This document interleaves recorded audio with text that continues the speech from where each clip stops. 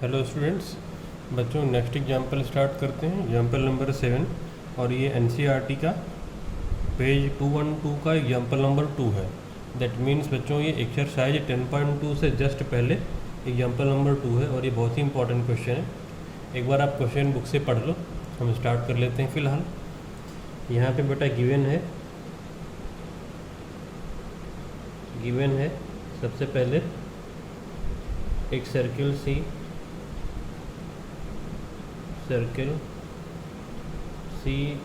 Centre O radius R, tangent given है। तो tangents कौन कौन सी, टीपी और टीक्यू, टीपी एंड टीक्यू। और क्या क्या बच्चों यहाँ पे, इसके अलावा हमें प्रूफ करना है एंगल पी ओ क्यू का डबल होगा एंगल ये पी टी क्यू।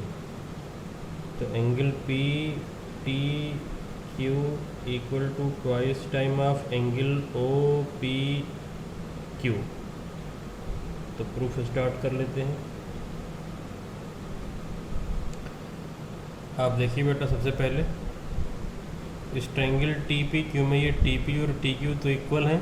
10.2 थ्योरम से tangent drawn from external points are equal, तो ये एंगल पी और एंगल क्यू इक्वल हो जाएंगे। तो फिलहाल लिखते हैं in triangle T P Q, in triangle T P Q T P equal to T Q. Reason में आप लिखोगे 10.2 का स्टेटमेंट, मैंने नंबर लिखा है केवल। तो इम्प्लाइज दैट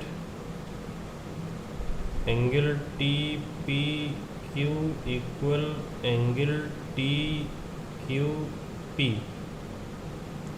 रीजन में क्या लिखोगे आप, angle opposite to equal sides are equal, angle opposite to equal sides are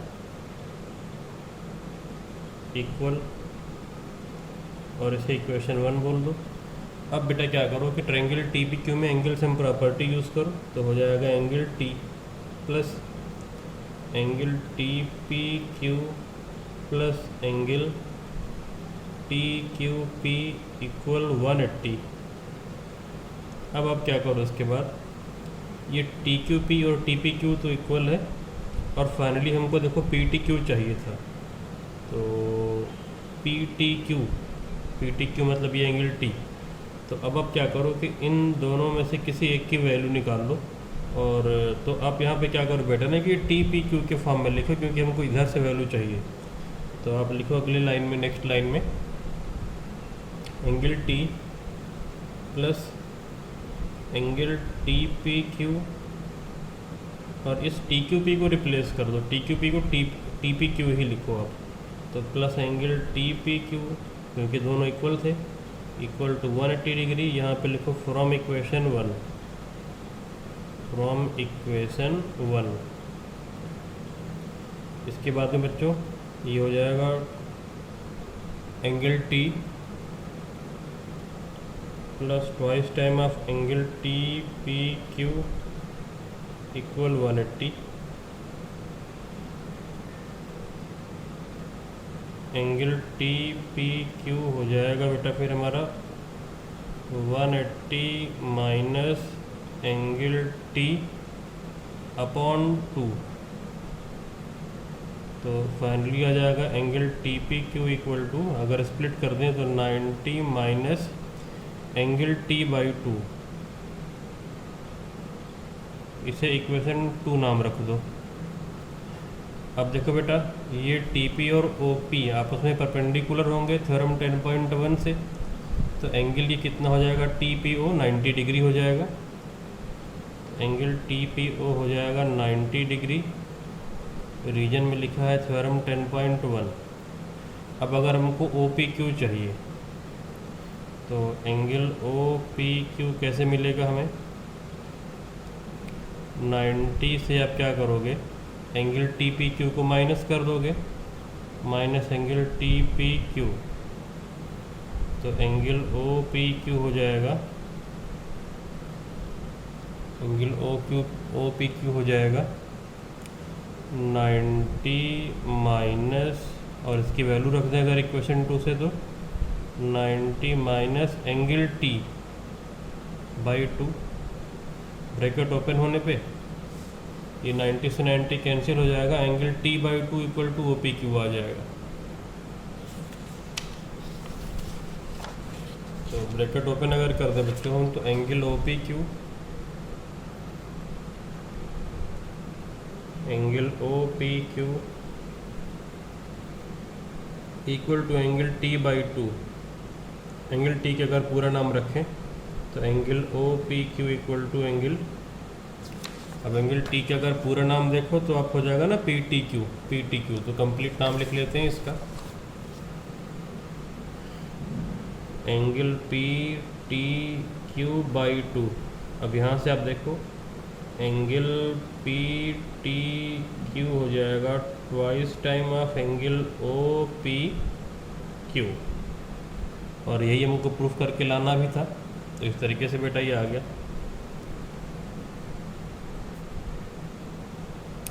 अभी आ तो गया बेटा, लेकिन थोड़ा सा कैलकुलेशन यहाँ पे आपको लेंदी दिख रहा होगा, लेकिन अगर मैं आपको समझाऊँ तो ये बहुत ही आसान सा क्वेश्चन है। एक बार मैं आपको यहाँ पर डायग्राम बना करके समझाता हूँ रफ वाले पेज पे, ध्यान से देखिएगा आप। इस वाले क्वेश्चन में बच्चों वास्तव में एग्जाम्पल नंबर 2 में क्या था कि ये सर्कल गिवन था इस तरीके से, और यहाँ पर ये टेंजेंट हमको गिवन थी टी, ये पॉइंट पी था, और ये सेंटर ओ, और ये पॉइंट क्यू गिवन था बच्चों इधर, और एक टेंजेंट इस तरफ थी ये टी क्यू, ये पूरा फिगर था। अब हमको लाना था कि एंगल पी टी क्यू, मतलब कुल मिला के ये एंगल टी जो है वो लाना था double of angle O P Q. तो टू प्रूफ में ये लिखा था, वास्तव में अगर देखा जाए तो एंगल टी को लाना था twice time of angle O P Q, twice time of angle O P Q लाना था। तो अब अगर आप ध्यान से देखो बेटा, तो अगर मैं इसको एक्स ले लेता हूँ, ये एंगल अगर मैं क्या ले लूँ एक्स, तो आपको पता है कि ये दोनों तो 10.2 से इक्वल होंगे, तो अब ये दोनों एंगल भी इक्वल हो जाएंगे, क्योंकि साइड इक्वल तो अपोजिट एंगल इक्वल ट्रायंगल में। तो अब ये x है, तो ये दोनों मिला करके कितने हुए 180 माइनस एक्स, क्योंकि ट्रायंगल में तीनों एंगल का सम तो 180 होता है, एक एंगल x है, तो बाकी दोनों ये मिलाकर कितने बचे 180 माइनस एक्स, क्योंकि दोनों आपस में इक्वल हैं तो आधे आधे हो जाएंगे, तो 180 माइनस एक्स बाई 2 ये हो जाएगा, 180 माइनस एक्स बाई 2 ये हो जाएगा। तो ये जो एंगल दिख रहा है आपको ये हो जाएगा 180 minus x by 2, that means ये हो जाएगा बेटा, अगर स्प्लिट कर दें हम तो 90 माइनस एक्स बाई 2। अब ये वाला एंगल आपका 90 माइनस एक्स बाई 2 आ गया, बट ये रेडियस है, ये टेंजेंट है, तो ये पूरा 90 होगा। तो अगर मैं बात करूँ कि एंगल ओ पी क्यू कितना होगा, तो आप बोलोगे सर 90 से आप ये अंदर वाला एंगल जो आपने लाया है 90 माइनस एक्स बाई 2 इसे माइनस कर दो। तो अगर हमने माइनस किया इसे 90 माइनस एक्स बाई 2, तो एंगल ओ पी क्यू कितना आ जाएगा x by 2, that means x equal to आ जाएगा twice time of O P Q. और यही तो हमको लाना था, क्योंकि ये जो एंगल पी टी क्यू है ना वो एक्स है, X equal to 2 O P Q, बिल्कुल आसानी से आ गया। एक और तरीका है जो आप यूज़ कर सकते हो, ये सर्कल और ये टी, ये पॉइंट पी, इस तरफ ये पॉइंट क्यू, और ये सेंटर है, आप इधर भी ज्वाइन कर दो। अब हमको पता है बेटा कि ये पी क्यू कॉर्ड भी थी, आपको पता है कि ये 90 है, ये 90 है, इसको आप ले लो x। तो जब ये p और q सप्लीमेंट्री हैं, इनका सम 180 है, तो क्वाड अगर टी पी ओ क्यू में देखा जाए तो टी पी ओ क्यू में एंगल p और एंगल q 180 हैं, तो बाकी t और o मिला करके भी 180 ही बचे। अब ये x है तो ये o कितना हो जाएगा 180 माइनस एक्स बचेगा, o 180 माइनस एक्स, अब आप क्या करो कि ट्रायंगल ओ पी क्यू में एंगल सम प्रॉपर्टी यूज़ कर दो। तो ट्रायंगल ओ पी क्यू आपको कुछ ऐसा दिख रहा होगा, ये ओ जिसमें कि ये दोनों रेडियस इक्वल हैं पी, और ये क्यू, ओ पी और ओ क्यू रेडियस हैं, इक्वल है, तो दोनों आपस में इक्वल हो जाएंगे। तो ये अकेला है 180 माइनस एक्स, तो ये दोनों मिला करके कितने बचे, 180 से 180 माइनस एक्स को माइनस करो, तो ये दोनों मिला करके कितने बचे, एक्स बचे, आधे आधे हो जाएंगे, तो x/2 ये हो जाएगा और x/2 दूसरा वाला हो जाएगा। तो यहाँ भी आप देख सकते हो कि जो ये वाला एंगल है हाफ आ गया एंगल टी से। तो दोनों में से कोई भी तरीका आप यूज़ कर सकते हो, बट एलेबोरेटेड मैनर में मैंने यहाँ पे शो कर दिया है। अब बच्चों इसी के बाद देखते हैं अगला एग्जाम्पल, जो कि NCERT का ही एग्जाम्पल नंबर 3 है, उसे देख लेते हैं एक बार। आप लोगों ने बच्चों एग्जाम्पल 3 पढ़ लिया होगा, डायग्राम मैंने बुक से देख करके यहाँ पे ड्रॉ किया है। तो गिवन में लिख लेते हैं कि एक ये सर्किल है जिसमें ये 2 टेंजेंट है। सर्किल की रेडियस है बच्चों 5, और ये कॉर्ड जो दे रखी है इसकी लेंथ है 8 सेंटीमीटर। हमको बताना है कि टेंजेंट की लेंथ कितनी होगी। तो गिवन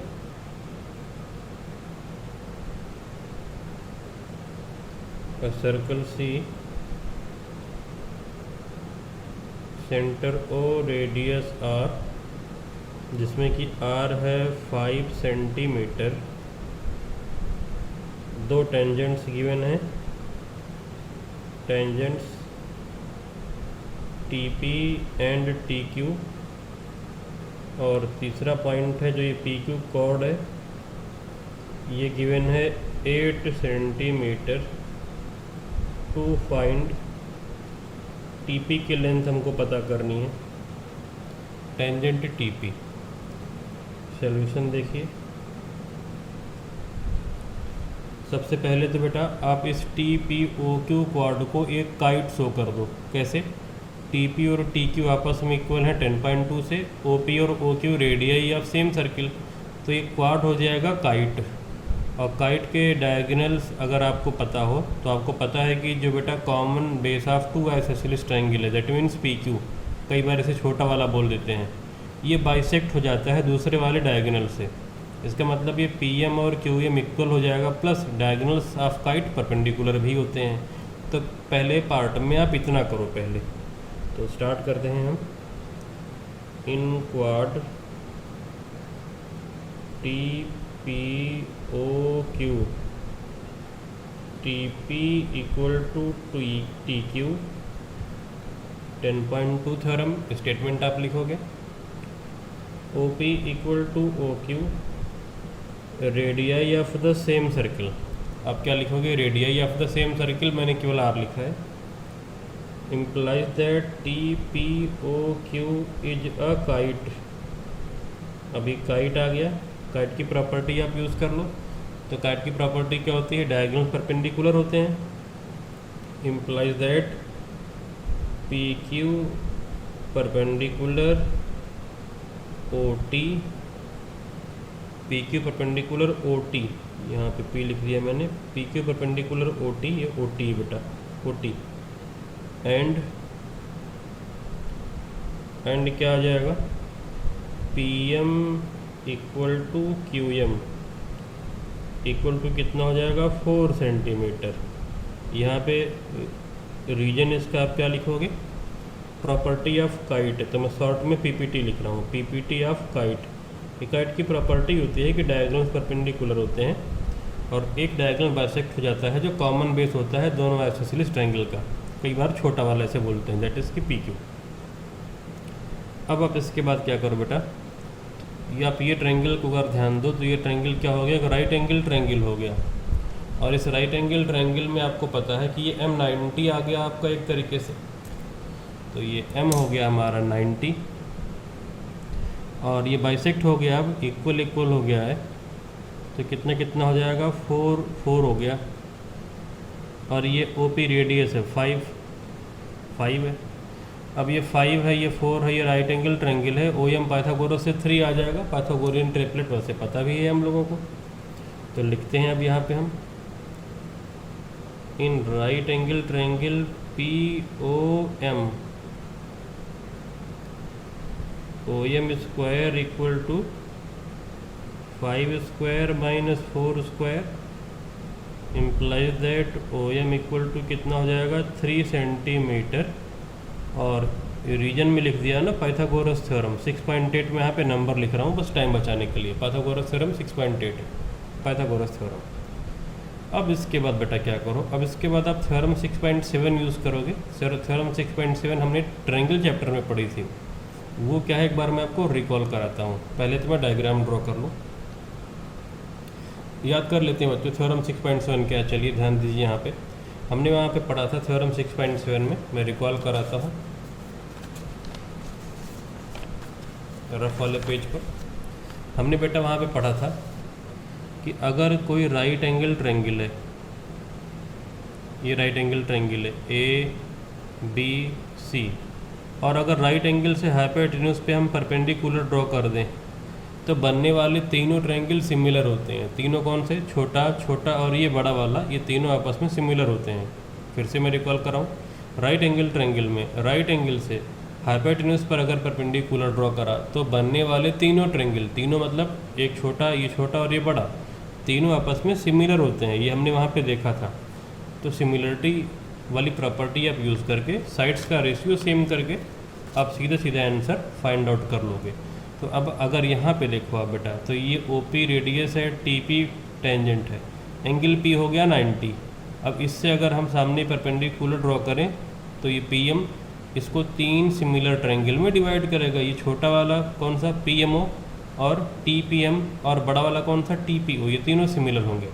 तो फिलहाल हम यहाँ पे हम ट्रायंगल को सिमिलर करते हैं। तो हम लिखते हैं यहाँ पे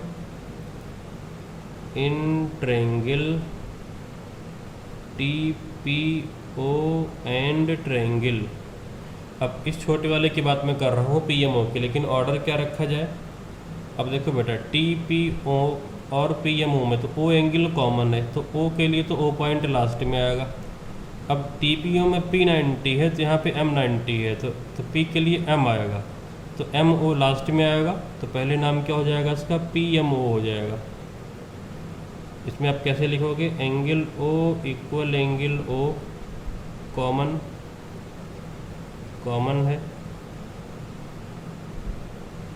angle T P O equal angle M each 90, दोनों ही 90 डिग्री है। अच्छा, angle T P O 90 degree क्यों है, 10.1 थ्योरम से। Angle T P O equal to 90 degree H radius is perpendicular to tangent, ये रीजन हमने यहाँ पे लिख दिया। Implies that triangle T P O similar triangle P M O, criteria double A, sides का रेशियो सेम हो जाएगा। तो T P upon P M equal, अब टी पी एम को पता करना था तो T P upon P M हो गया। अब इसमें टी पी ओ में हमको ओ पी पता है, तो आप लास्ट के 2 पॉइंट ले लो, ओ पी या पी ओ, और यहाँ पे क्या हो जाएगा एम ओ। तो रीजन में हमने क्या लिखा, C P S T, corresponding part of similar triangle.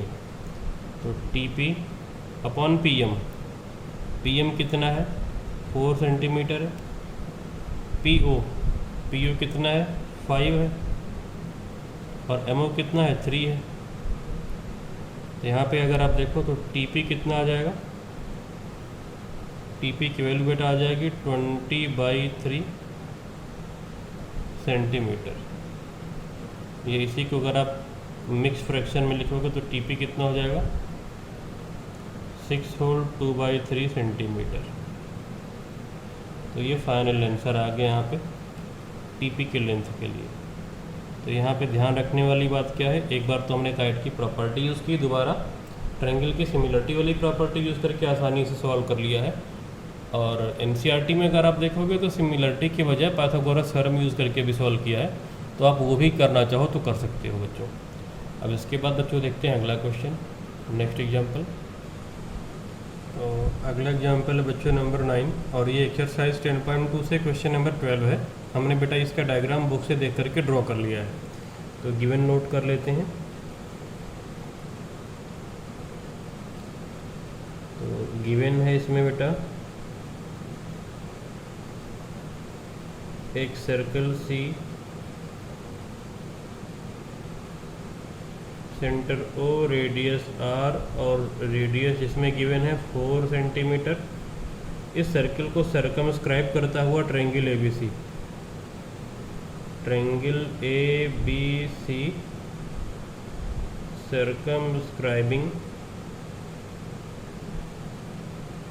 circumscribing the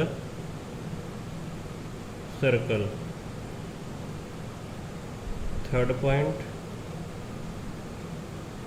BD गिवन है 8 सेंटीमीटर और CD गिवन है 6 सेंटीमीटर। टू फाइंड, ट्रायंगल की बाकी दोनों साइड पता करनी है, AC और AB हमको फाइंड आउट करनी है।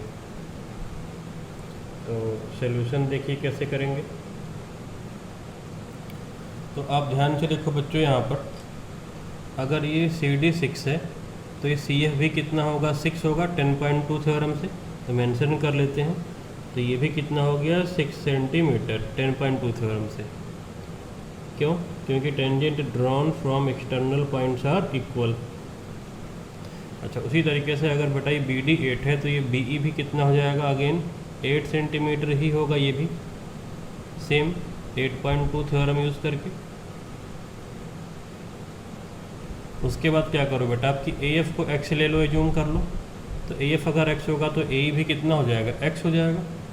इसे आप x सेंटीमीटर शो कर लो, यहाँ से यहाँ तक कि x सेंटीमीटर हो गया। तो सिमिलरली ये भी कितना हो जाएगा, x सेंटीमीटर 10.2 थ्योरम से, tangent drawn from external points are equal. अब हम क्या करेंगे बेटा कि ट्रायंगल ABC का एरिया एक बार हीरोन्स फार्मूले से लिखेंगे in the terms of x, और एक बार दूसरा कोई तरीका यूज़ करके हम ट्रायंगल ABC का एरिया लिखेंगे और दोनों को ही इक्वेट कर देंगे जिससे कि x की वैल्यू हमें मिल जाएगी। तो स्टार्ट कर लेते हैं। तो पहले तो आप लिख दो यहाँ पे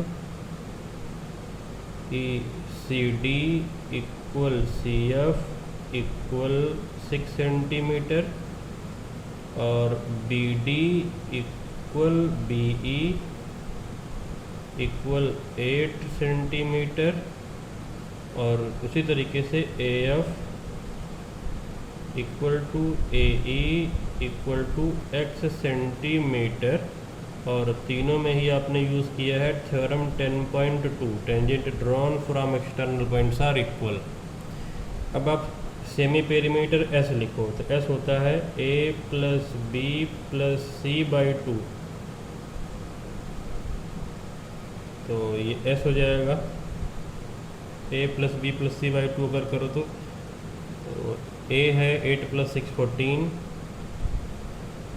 और दूसरा साइड हो जाएगा B 6 plus x plus 8 plus x upon 2, तो सेमी पेरीमीटर हो जाएगा 28 प्लस 2x अपॉन 2, जिसमें से कि 2 को अगर कॉमन ले लें तो 14 प्लस x अपॉन 2, तो 2 से 2 तो हो जाएगा कैंसिल, ये 2 से 2 कैंसिल, तो सेमी पेरीमीटर S आ जाएगा x प्लस 14 या 14 प्लस x सेंटीमीटर। तो ये तो S आ गया।